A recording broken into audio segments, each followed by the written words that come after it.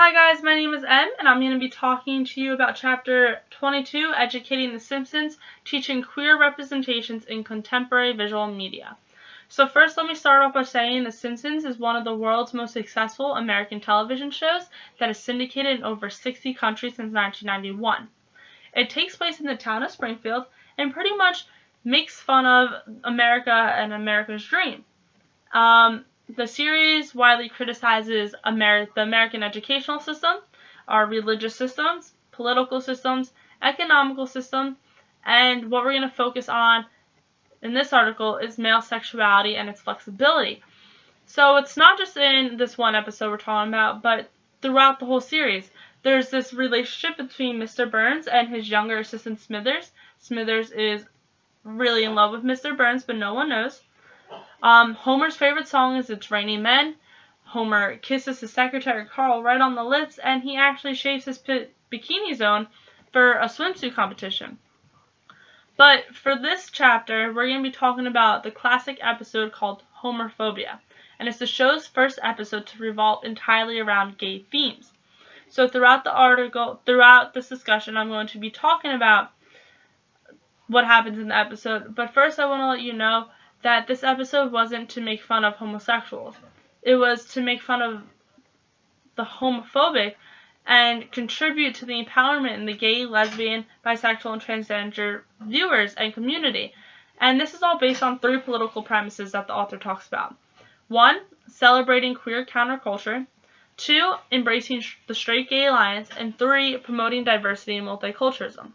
So we're going to start off by talking about celebrating queer counterculture. So the whole episode starts off when Homer and his wife Marge are trying to sell her grandma's Civil War doll in a store called Cockamamie's owned by John. John says that the doll is worth nothing, and Homer argues and says that it's better than any of the junk that John has, and wonders how a grown man can love all those things. And they invite him over to dinner and all this stuff, and John explains that it's all because it's camp. The word camp is defined in the Oxford Dictionary as affected, exaggerated, and homosexual. The episode's visual vocabulary is dominated by this word camp. John wears flamboyant, striped shirts from the 1970s. His store contains many different artifacts, and the author says that all these items are highly camp because they are related to the extravagancy, their good, bad taste, the retro style, the femininity or the girly behavior, and just from John's clothing and his gestures in general. So later on in the episode, Homer actually finds out that John is gay, and Homer's eyes pretty much open wide. He starts thinking that everything's gay. He sees Bart in a Hawaiian shirt. Bart chooses a pink cake over a brown. He's dancing to Cher, wearing a large black wig and pink bow. And because of this, Homer now thinks his son Bart is gay. Not because he likes boys, but because he does not behave manly enough. While many will see Bart's dance to Cher as an innocent child's play, Homer sees it as a camp performance. And because of this, it makes him want to normalize his son. So the first thing I thought of was the Big Bang Theory. And specifically Rajesh Kuthaplali. He, throughout the whole series, shows many signs of a camp performance or that he may be gay. It's because he has a really unhealthy relationship with his dog. Every time that the guys are going to get together for a manly event of playing video games, he pulls out 100-calorie packs, the Activia yogurt, 100-calorie beer, anything to help him keep his figure. And also, he has a really weird relationship with his friend Howard. I added 2 clips to the bottom, but I'm only going to discuss one of them. In one episode, Raj and Howard get really, really close that even Howard's wife, Bernadette, questions their marriage because Howard was going through a little bit and thought that his breasts were bigger. So Raj was actually feeling him, comparing, and they were hugging and getting really close without their shirts on. But Raj doesn't care. Raj just thinks that this is normal, that that's their friendship. But many others don't see that. Many others think that they're actually in a relationship together. So the second part is embracing the straight gay alliance. So there was a term called fag hag. And how they used it in the show was because Marge is now John's best female friend. This term actually dates back to the late 60s, and it was directed at women who were considered not attractive enough to socialize with real men. But it was reclaimed in the 90s as a stereotypic term to be worn with pride.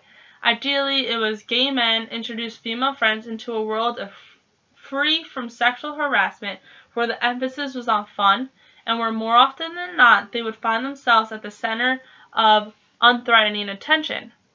So John and Marge share their feminine insights and feelings in a friendship that signifies an alternative, equal, and respected relationship between a man and a woman.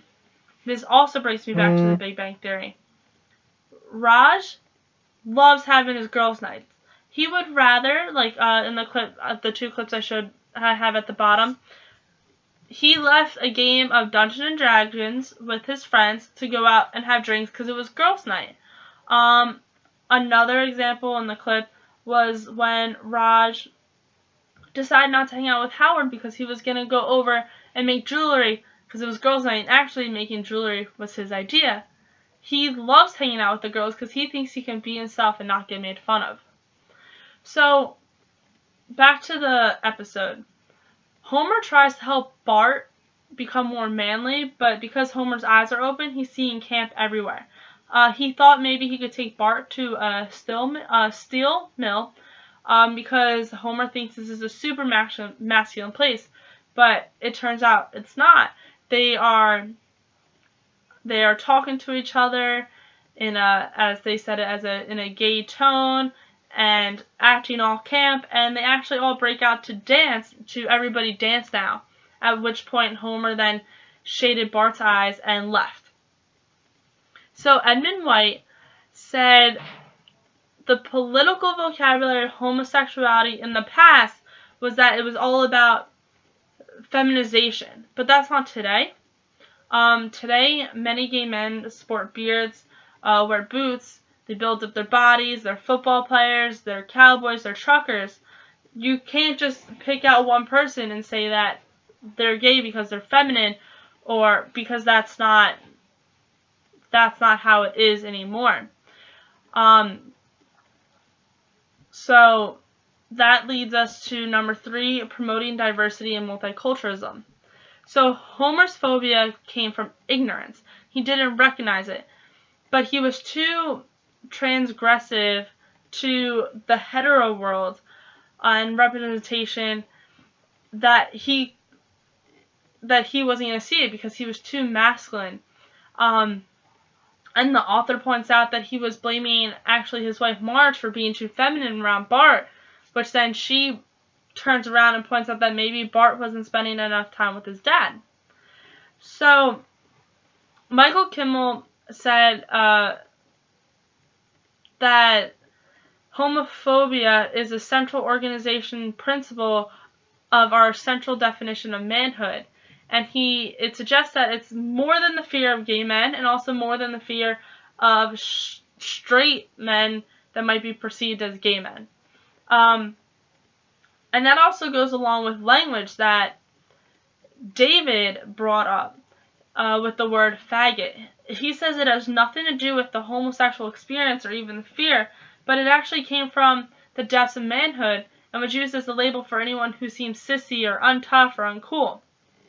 So Homer actually changes his language at the end of the episode to say that not everything is homosexual, but it's just a way of life. And he changed his thinking, which then kind of turned into unconditional love by telling Bart in the very final scene that he will love him no matter what because he's his son, not because he is gay or straight. So the episode's multicultural perspective is embracing diversity and open-mindedness based on universal ideas of freedom, liberty, equality, justice, tolerance, solidarity, and compassion. So keep in mind that, like I said before, this wasn't to make fun of homosexuality. Instead, it was to make fun of homophobia. It was meant to empower the gay viewers who would be able to decode all the little items inside the episode. Like I said before, I have links at the very bottom to enjoy. So, yeah, thank you.